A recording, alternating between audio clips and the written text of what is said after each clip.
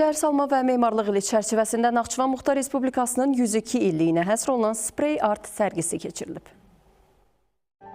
Naxçıvanda ilk dəfə olaraq 2 nömrəli İncəsənət Məktəbinin fleyt ixtisası üzrə müəllimi Aysel Eminlinin animasiya ruhlu, sprey boya ilə çəkilən rəsmlərdən ibarət sərgisi təşkil olunub. Naxçıvan Dövlət Rəsm Qalereyasında keçirilən sərgidə Mədəniyyət Nazirinin müavini, nazir vəzifələrini icra edən Həsən Seyidov bildirib ki, təqdim edilən rəsmlər parlaq rəng palitrası, dinamik kompozisiya və obrazların emosional ifadə gücü ilə seçilir. Əsərlərdə həm klassik animasiya məktəbinin təsiri, həm də müasir rəqəmsal incəsənətin elementləri aydın hiss olunur. Nazir müavini qeyd edib ki, animasiya üslubunun rəngkarlıqda tətbiqi son illər daha geniş yayılıb. Bu cür layihələr gənclərin yaradıcılıq potensialının üzə çıxarılmasına və müasir incəsənətin inkişafına töhfə verir. Naxçıvan Muxtar Respublikası Rəssamlar Birliyinin sədri Ülviyə Həmzəyeva bildirib ki, ekran üçün yaradılmış estetika bugün sərgi salonunda yeni məna qazanır. Vurğulanıb ki, sərginin əsas məqsədi animasiyanın yalnız ekran sənəti deyil, həm də təsviri incəsənətdə güclü ifadə vasitəsi olduğunu göstərməkdir. Digər çıxış edənlər isə bildiriblər ki, parlaq və kontrast rənglər,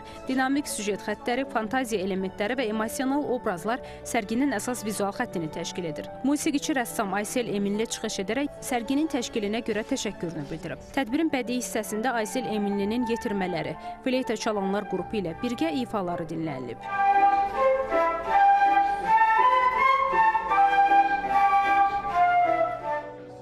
Sonda sərgiyə baxış olub.